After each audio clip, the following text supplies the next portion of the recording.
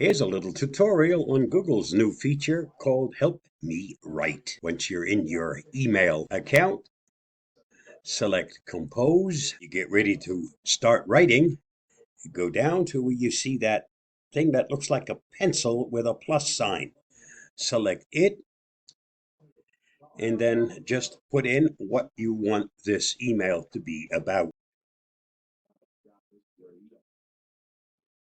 Select Create. Let it do its work. Only takes a couple of seconds.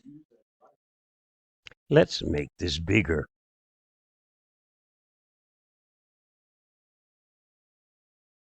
The email has now been composed. At this point, you can go through it, make any corrections you want to make once you're satisfied with it. That's it. You just have to address it to whoever is going to, insert the name of the recipient, and of course, you'll have to put your own name in. And you can change this from sincerely to whatever you'd like to use. But that's all it takes to use that new feature. Give it a try. Hope it helps.